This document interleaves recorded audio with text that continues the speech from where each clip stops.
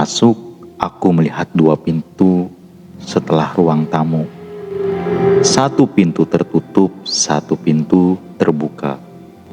Dari pintu tertutup itu aku mendengar suara tawa Faisal. Teman sekelasku, suara tawanya memang khas. Aku lalu mendekati pintu itu dan mengetuknya. Assalamualaikum warahmatullahi wabarakatuh. Jumpa lagi di channel Tiba-Tiba Seram. Masih bersama saya, Rio Sutarjo, yang akan menceritakan kisah horor dan kisah mistis. Kali ini saya akan menceritakan sebuah cerita. Cerita ini berasal dari aplikasi. Untuk detailnya sudah saya tulis di deskripsi. Dan bagi teman-teman, mohon bantu supportnya agar channel ini makin berkembang. Jangan lupa klik tombol like, subscribe, dan juga klik tombol loncengnya agar tidak ketinggalan cerita terbaru di channel ini. Oke, kita mulai saja ceritanya.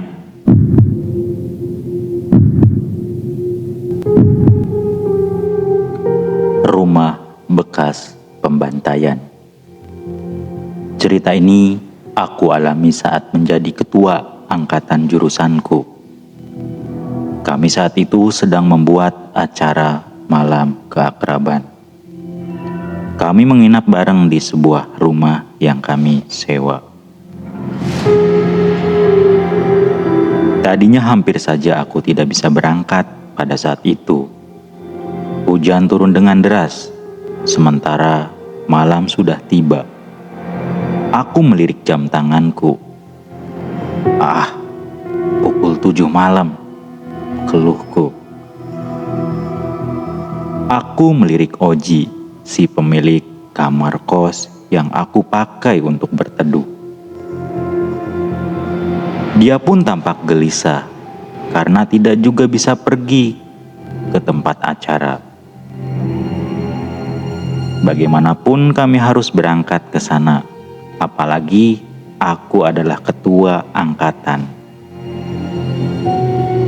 Apa jadinya kalau ketua angkatan tidak hadir di acara yang sengaja dibuat untuk kami oleh para panitia senior jurusan kami?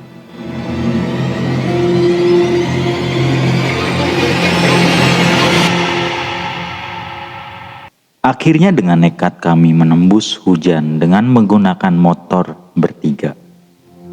Aku, Oji, dan Iman. Pelindung kami hanya jaket tebal. Lagi pula, jika kecepatan cukup tinggi, kami akan sampai ke lokasi dalam 10 menit saja. Perjalanan menuju rumah tempat acara malam keakraban ternyata cukup mencekam. Kami melewati jalan kecil yang sebelah kiri kanannya adalah pohon jambu. Jujur, aku merasa sedikit takut saat itu. Aku ingin cepat sampai di lokasi, keluhku dalam hati. Dan untunglah tak lama kami menemukan rumah-rumah kembali. Berarti tempat tujuan kami tidak jauh lagi. Benar saja, akhirnya di sebelah kiri kami menemukan rumah dengan banyak motor terparkir. Untuk menegaskan, di depannya berkibar bendera jurusanku. Dengan lega, aku memarkir motor dan masuk ke dalam. Kedua temanku masuk terlebih dahulu. Tubuhku basah kuyup. Aku mencoba membuka sepatu agar tidak membuat becek bagian dalam rumah. Saat sedang sibuk membuka sepatu, dua adik kelas keluar rumah dengan wajah kusut. "Sumpah, kerasa banget nih, kepala aku langsung panas," ujar salah satu dari mereka. Penasaran, aku pun langsung bertanya, "Ada apa sih?"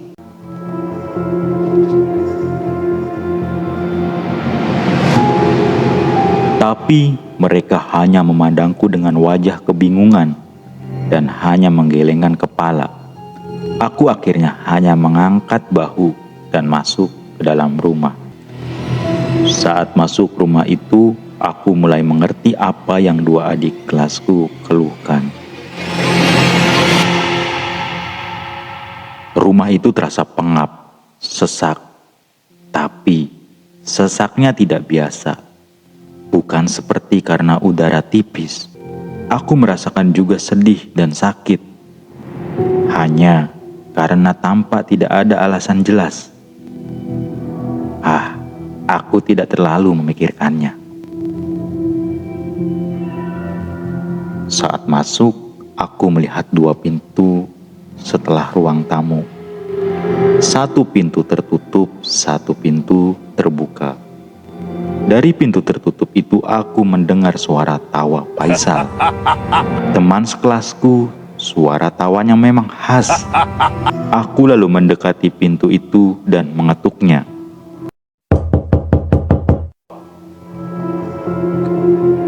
Dari dalam terdengar jawaban, "Siapa? Masuk aja." Aku lalu membuka pintu dan ruangan itu ternyata kosong. Di dalamnya tidak ada siapapun. Padahal tadi jelas sekali ada suara orang menjawab. Perasaanku sangat tidak enak di situ. Akhirnya aku meninggalkan ruangan itu. Aku akhirnya berjalan ke ruang tengah melewati pintu yang terbuka. Ternyata di dalamnya sudah banyak anak jurusanku yang hadir. Rupanya acara juga sudah dimulai karena mereka sedang menonton penampilan akustik. Aku segera menyalami sebagian orang-orang di sana dan meminta maaf karena datang terlambat. Saat itu aku menyadari Faisal tidak ada. Karena penasaran aku bertanya kepada Herman. "Kayaknya sih si Faisal nggak akan datang. Dia tadi telepon katanya kejebak hujan," jawab Herman santai. Tapi itu cukup membuatku terkejut. "Hah? Faisal tidak datang karena terjebak hujan. Jadi tadi suara siapa yang kudengar di dalam ruangan kosong itu?" Aku bertanya cemas dalam hati. Sudahlah. Mungkin tadi aku salah dengar. Hiburku pada diri sendiri. Tak lama tubuhku mulai menggigil. Ini karena bajuku masih basah dan aku ingin sekali buang air kecil pada saat itu. Aku memandang berkeliling dan mencari kamar mandi. Oh, ternyata kamar mandi itu ada di ruang sebelah. Akhirnya aku berjalan ke kamar sebelah dan masuk kamar mandi yang ada di dalamnya. Kamar mandi itu tampak normal. Ukurannya tidak terlalu lebar tapi panjang. Di dalam ada bathtub, kloset, dan shower pada saat itu. Air tampak mengalir dari shower memenuhi bathtub. Selain itu tidak ada apa-apa lagi di sana. Tapi aku merasakan sesuatu. Bulu kuduku mulai merinding.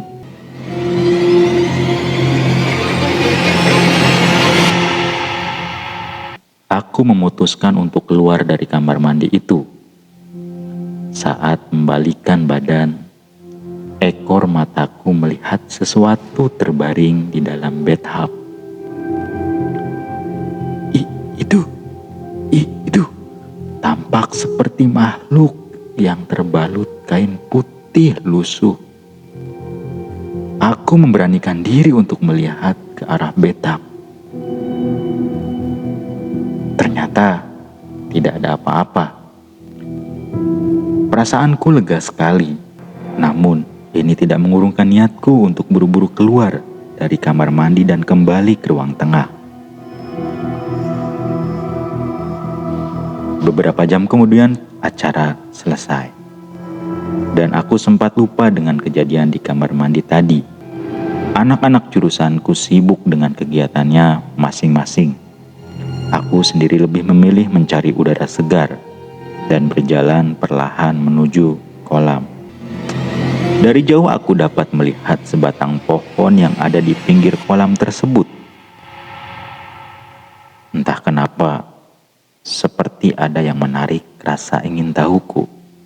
Pandanganku pun terus mengarah ke pohon itu. Astaga! Badanku mendadak kaku. Aku melihat sosok putih. Badanku mulai bergetar. Tiba-tiba aku mengingat sosok yang ada di kamar mandi tadi. Makhluk itu diam di bawah pohon. Itu, pocong! Dengan gemetar dan sisa tenaga, aku kembali ke ruang tengah dan mengambil posisi tidur meringkuk di antara teman-teman yang sudah tidur terlebih dahulu. Singkat cerita, malam itu tidak ada kejadian apapun lagi. Besok paginya aku menceritakan semua kepada temanku Haris. Lalu, Haris menceritakan semuanya. Ternyata seluruh anggota keluarga penghuni rumah ini tewas dibantai oleh perampok beberapa tahun yang lalu.